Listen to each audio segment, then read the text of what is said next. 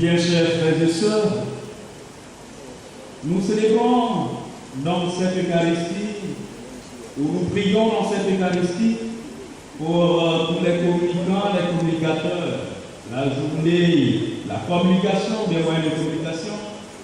C'est très important que nous portons toutes ces personnes qui travaillent pour que la communication puisse circuler, pour que nous puissions entre nous échanger et partager, mieux se comprendre. Il est bien saignant et mieux indiqué que nous prions pour toutes ces personnes-là. Et dans le texte que nous avons entendu, il y a vraiment cette communication qui se retrouve. L'Église d'un côté qui prie pour ses disciples, et cette prière a eu un impact sur ces disciples-là, ces apôtres, et aussi à leur tour, pour manifester l'impact ou faire voir la réalité ou l'efficacité de rôle de la prière prononcée par le Maître, et aussi se mettre à prier en prière dans une attente de prière pour recevoir l'Esprit promis. Le discours.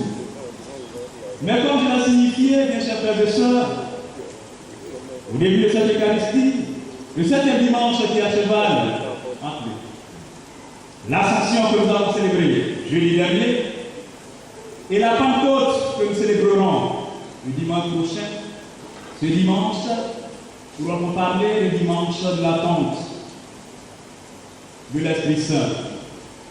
Une attente non pas passive, mais une attente active. Oui, je voudrais conduire notre méditation ce jour en nous présentant ces deux tableaux. Comme je l'ai dit, le premier tableau que présente le livre des Actes des Apôtres, avec les apôtres au Sénat.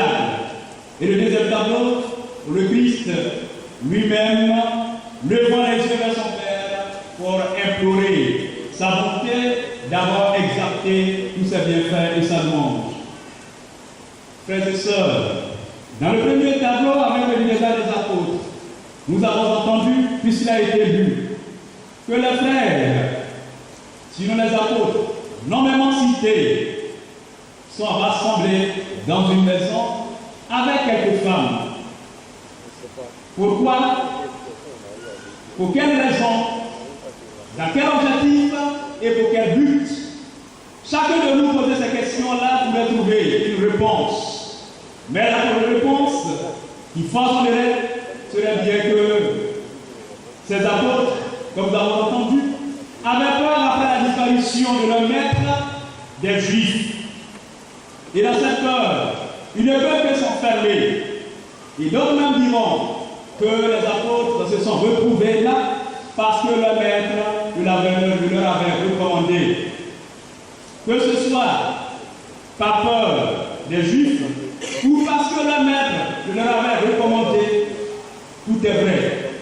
Mais ce que nous devons comprendre, ce qui est plus vrai et plus juste de dire, c'est que ces apôtres étaient là et attendant l'Esprit promis, non pas une attente passive comme je l'ai dit, mais une attente active dans la prière.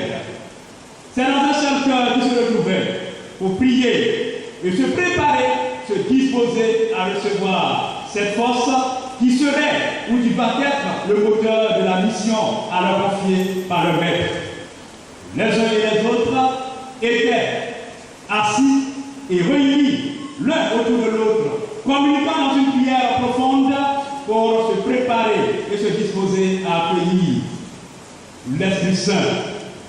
Bien chers frères et sœurs, ce qu'il est à retenir de ce premier tableau, c'est qu'il ne peut pas avoir de vraie mission et de mission qui puisse porter son fruit sans qu'il y ait la prière qui va susciter, accompagner et faire mouvoir et faire féconder la mission.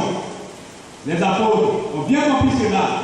Comme le Christ lui-même l'a dit, le serviteur n'est pas plus grand que son maître. Sinon lui-même le maître n'a-t-il pas commencé toute sa mission et toute sa vie publique avec une prière profonde?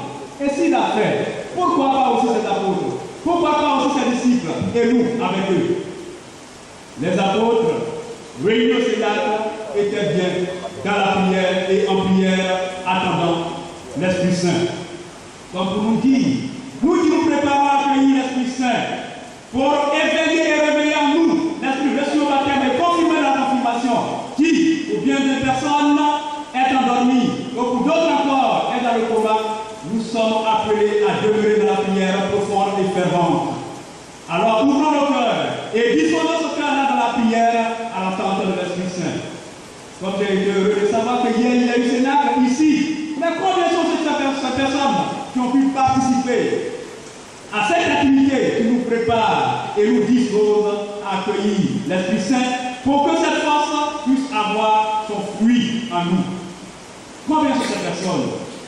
Des prières, sinon des chrétiens consommateurs qui jamais ne veulent lever les mains ou le cœur, tourner le cœur vers Dieu pour non seulement l'exalter et aussi demander son secours dans leur mission. On commence toujours et c'est après, quand ça capote, qu'on a recours au Seigneur. Il faut toujours partir de la base avec la prière. C'est ce que nous allons retenir de ce premier tableau. Et de l'autre côté du tableau, le deuxième tableau, avec le Christ, ce que je voulais que nous retenons, c'est que le Christ, ayant conscience de la mission, de la lourdeur, de la tâche à confier à ses apôtres, ne peut pas partir sans demander l'assistance de son Père aux côtés de ces apôtres-là. Lui, Père, glorifie ton Fils comme je t'ai glorifié.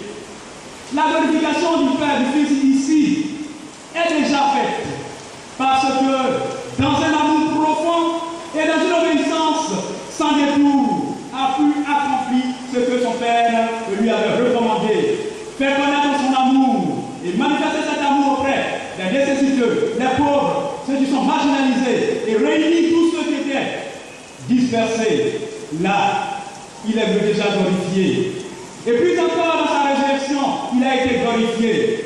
Mais ici, ce qu'il ne dit pas, cette glorification ne vient pas de lui-même, non seulement non pas du Père, mais la glorification qui doit venir de ses apôtres, qui doit témoigner de ses merveilles et de la grandeur de Dieu.